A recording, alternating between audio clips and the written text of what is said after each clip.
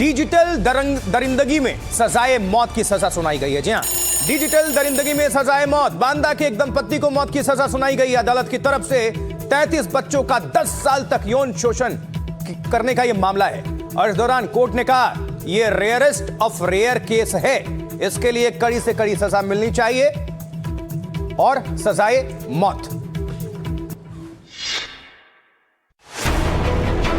अपना मुंह छिपाए बांदा कोर्ट परिसर से निकल रहे ये दोनों पति पत्नी हैं। इनका अपराध इतना घिनौना और खौफनाक है कि आप जब इनके कुकर्मों की पूरी कहानी सुनेंगी तो आपके पैरों तले जमीन खिसक जाएगी। इन दोनों पर बच्चों का यौन शोषण करने और उनके अश्लील वीडियो फोटो बनाकर डार्क वेब के जरिए विदेशों में बेचने का आरोप। कोर्ट ने दोनों आरोपियों को उनके गुनाहों के लिए मौत की सजा सुनाई है। दोनों आरोपी 2010-2020 के बीच बांदा और चित्रकूट के इलाकों में सक्रिय थे। इन दोनों ने कुल 33 छोटे बच्चों को अपनी हवस का शिकार बनाया, जिनमें से कुछ की उम्र तो महज 3 साल थी। बच्चों को फंसाने के लिए आरोपी ऑनलाइन गेम, पैसे और खिलौनों का लालच देते थे।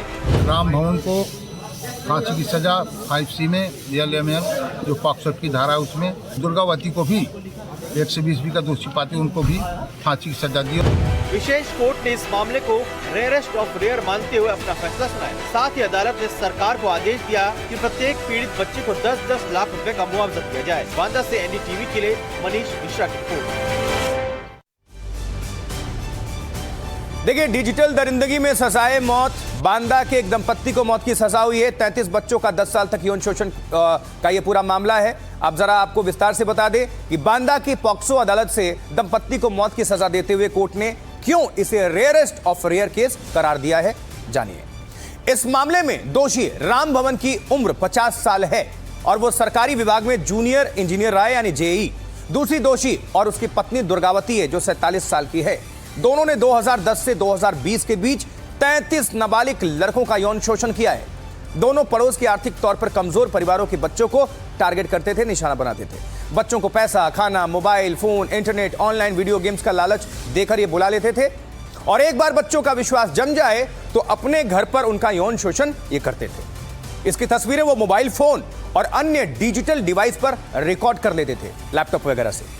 इन रिकॉर्डिंग्स को वो ऑनलाइन कई इंक्रिप्टेड प्लेटफॉर्म्स और डार्क वेब पर बेच देते थे पैसों के लिए। सरकारी वकील के मुताबिक यह अश्लील सामग्री 47 देशों में उनके ग्राहकों तक पहुंची है। लेकिन यह बात यहीं खत्म नहीं हुई, थोड़ा और डिटेल्स।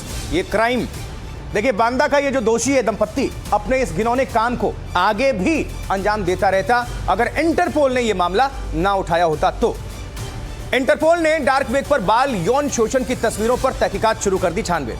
भारत को जानकारी दी गई तो CBI ने यह केस अपने हाथ में ले लिया। जी हां, CBI ने राम भवन, दुर्गावती और अन्य अज्ञात लोगों के खिलाफ केस दायर किया। बाल यौन शोषण और उससे जुड़ी सामग्री को तैयार करने के आरोप लगे इन पर। मामला बहुत संवेदनशील, गंभीर था। जांच बड़ी तेजी के साथ हुई और इस दौरान इससे जुड़ी पेन ड्राइव और अन्य इलेक्ट्रॉनिक रिकॉर्ड्स जब्त किए गए। यौन शोषण के शिकार बच्चों की मेडिकल जांच हुई और उनके बयान रिकॉर्ड किए गए।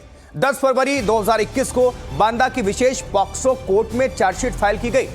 कोर्ट ने कहा अपराधियों ने बच्चों को गंभीर मानसिक शारीरिक क्षति पहुंचाई। 20 और 21 फरवरी को पॉक्सो कोर्ट ने आरोपी दंपत्ति को दोषी ठहराते हुए उन्हें मौत की सजा सुनाई। कोर्ट ने यूपी सरकार को भी निर्देश दिया है कि सभी 33 पीड़ितों को 10-10 लाख रुपए मुआवजा दिया जाए।